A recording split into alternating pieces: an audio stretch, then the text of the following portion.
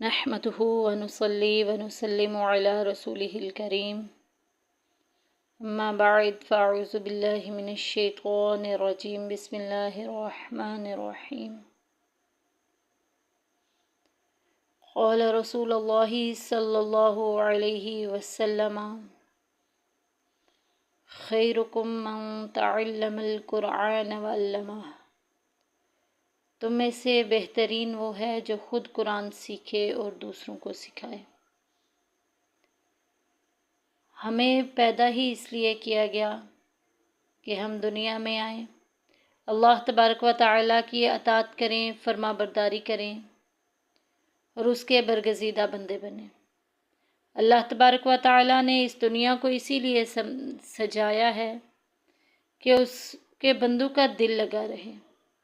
ہم نے دل لگانے کی بجائے دنیا کو اپنے اندر داخل کر لیا، دنیا کی فکروں میں پڑے ہوئے ہیں، قرآن کی فکر نہیں، رحمان کی فکر نہیں، روز جزا کی فکر نہیں، اپنے اپنے حساب و کتاب کی فکر نہیں۔ اللہ تبارک و تعالی ہم سب کو صحیح معنوں میں قرآن کریم سیکھنے اور دوسروں کو سکھانے والا بنائے، قرآن کریم کے احکامات پر عمل کرنے اور دوسروں سے عمل کروانے کی توفیق عطا فرمائے۔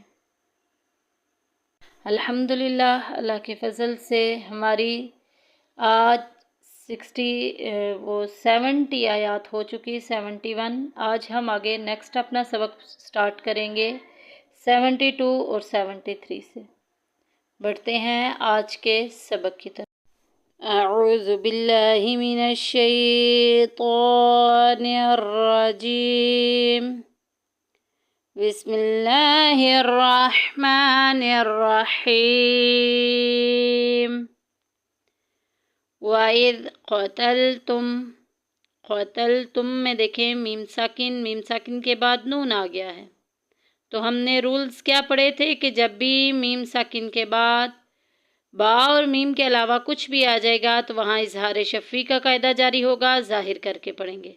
وَإِذْ قَتَلْتُم نَفْسًا فَادَّارَأْتُمْ، نفساں میں دیکھیں تنوین کے بعد فا آ گئی ہے، تو ہم نے رولز کیا پڑھے تھے کہ جب بھی نون ساکن یا تنوین کے بعد کوئی ایسا حرف آ جائے جو نہ تو اظہار کے خاندان میں سے ہو، حمزہ ہا عین ہا غین خا، اور نہ ہی ادغام کے خاندان میں سے ہو، ادغام کے بھی 6 حروف ہیں، یا را میم لام واو نون جس کا مجموعہ یرملون ہے، اور نہ ہی اقلاب کا اکلوتا با ہی ہے، وہ بھی نہ ہو، تو اس کے علاوہ حروف الہجا جو باقی بچ جاتے ہیں وہ اخفا کا خاندان ہے، چھپا کے پڑھیں گے۔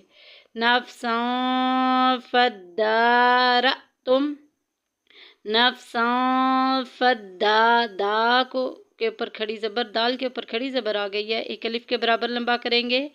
فدارتم حمزہ ساکن، پورے قرآن پاک میں جدھر بھی آئے گی جھٹکا دے کے پڑھیں گے۔ فدارتم فیہا، فی میں دیکھیں یا ساکن پیچھے زیر یا مدہ کا قاعدہ جاری ہو رہا ہے، اور ہا میں الف مدہ کا قاعدہ جاری ہو رہا ہے، الف پیچھے زبر اور آگے وقف کی علامت آ گئی، تو آ گیا، ٹھہرنا بہتر ہے، تو لہٰذا اپنا سانس توڑ دیں گے اور فیہا زبر کو پڑھیں گے ہم، صرف یہاں پہ سانس ہی توڑنا ہے۔ واللہ کھڑی زبر آگی، ایک الف کے برابر لمبا کریں گے، لفظ اللہ کا لام موٹا پڑا جائے گا، پر پڑا جائے گا کیونکہ پیچھے زبر آگی۔ واللہ مخرجم میں دیکھے تنوین کے بعد میم آ گیا، تو ہم نے رول کیا پڑھے تھے کہ جب بھی نون ساکن یا تنوین کے بعد جب بھی ان دونوں کو دیکھنا ہے تو فوراً ہمارے دماغ کی گھنٹی بج جانی چاہیے کہ ادھر کون سا قاعدہ جاری ہو رہا ہے۔ تنوین کے بعد دیکھیں میم آ گیا، اب میم کن حروف میں سے ہے؟ میم ادغام کے حروف میں سے ہے، یا را میم لام واو نون، لہٰذا ملا کے پڑھیں گے۔ ادغام میں جو ہے لام اور را میں بغیر غننے کے ملاتے ہیں، باقی یا میم واو نون میں غننے کے ساتھ ملاتے ہیں۔ مخرجم الف پیچھے زبر آگی، الف مدہ کا قاعدہ جاری ہو رہا ہے۔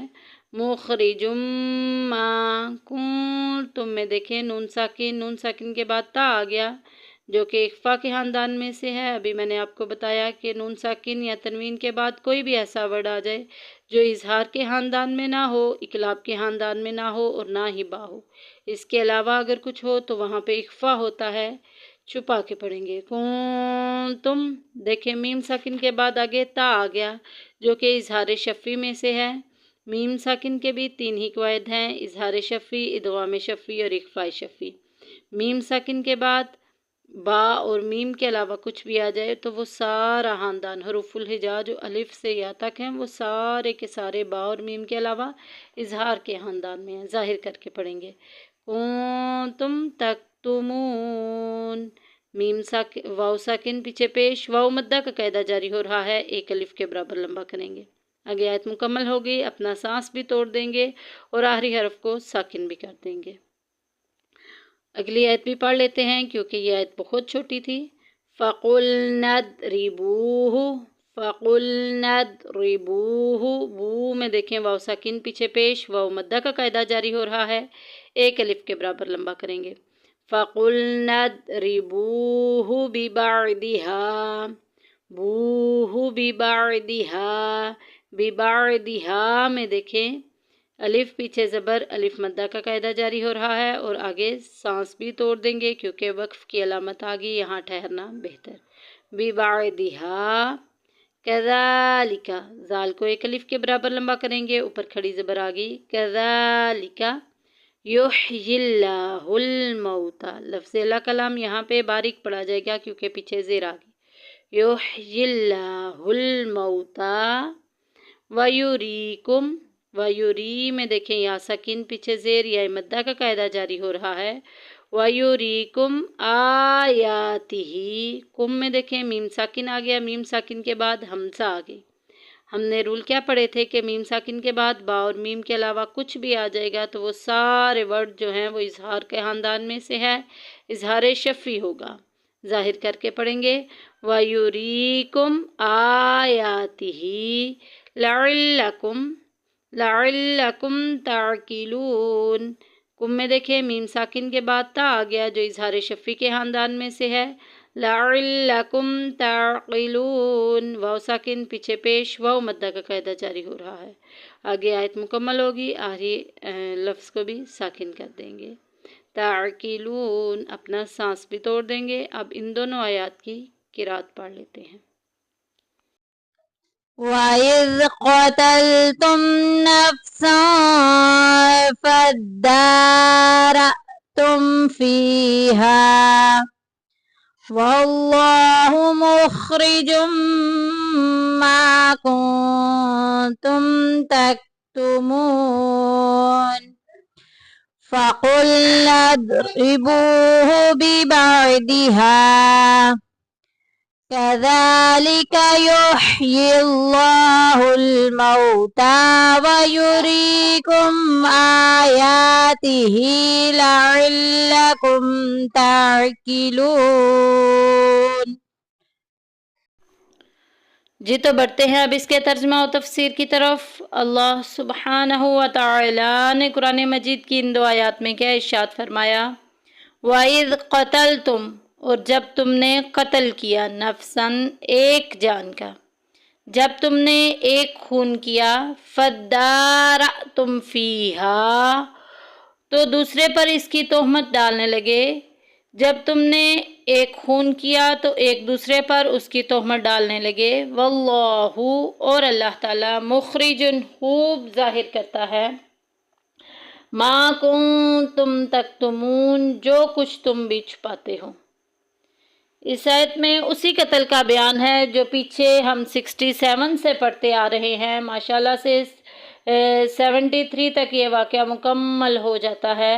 بہت وضاحت کے ساتھ اللہ تبارک و تعالی نے ہمیں اپنی نشانیاں بیان فرمائی اور بنی اسرائیل کا واقعہ بیان فرمایا اور بتایا کہ اللہ تبارک و تعالی مردوں کو کیسے زندہ کرتا ہے، جھوٹ جو ہے وہ چھپا ہوا نہیں رہتا۔ ہمیں اس واقعے سے بہت سے سبق ملتے ہیں کہ والدین کی فرما برداری کرنی چاہیے، اللہ تبارک و تعالیٰ کی اطاعت کے ساتھ ساتھ والدین کے ساتھ بھی حسن اخلاق سے پیش آنا چاہیے، اللہ کی رضا تبھی حاصل ہوتی ہے۔ فَقُلْنَا اضْرِبُوهُ بِبَعْضِهَا، تو ہم نے فرمایا کہ مارو اس کا کچھ حصہ، یعنی کہ بنی اسرائیل کو گائے ذبح کرنے کا حکم دیا اور فرمایا کہ اس کا عضو، اس مردے کو مارو، بحکم الہی وہ زندہ ہو جائے گا۔ تو ایسے ہی ہوا کہ انہوں نے جب اس گائے ذبح کی اور اس کا ایک ٹکڑا اس مردے کو مارا تو اس کے خلق سے خون کا فوارہ جاری تھا۔ اس نے اپنے چچا زاد بھائی کے بارے میں بتایا کہ اس نے مجھے قتل کیا ہے۔ اب اس کو بھی اقرار کرنا پڑا کہ واقعہ ہی میں نے قتل کیا ہے۔ حضرت موسیٰ علیہ السلام نے اس پر قصاص کا حکم فرمایا۔ اس آیت میں اللہ تبارک و تعالیٰ نے ایک بات اور واضح فرمائی، کذالک یحیی اللہ الموتیٰ، کہ اللہ تعالیٰ یوں ہی مردے زندہ کرتا ہے، ویریکم آیاتہ، اور تمہیں اپنی نشانیاں دکھاتا ہے، لعلکم تعقلون، کہ تمہیں عقل ہو۔ کہ اللہ تبارک و تعالیٰ نے مردے کو زندہ کر کے اس واقعے سے قیامت کے دن اٹھائے جانے پر دلیل قائم کی کہ تم سمجھ لو کہ جیسے اللہ تبارک و تعالیٰ نے اس مردے کو زندہ کیا، اسی طرح وہ قیامت کے دن بھی مردوں کو زندہ فرمائے گا، کیونکہ وہ مردے زندہ کرنے پر قادر ہے اور روز جزا مردوں کو زندہ کرنا اور حساب لینا حق ہے۔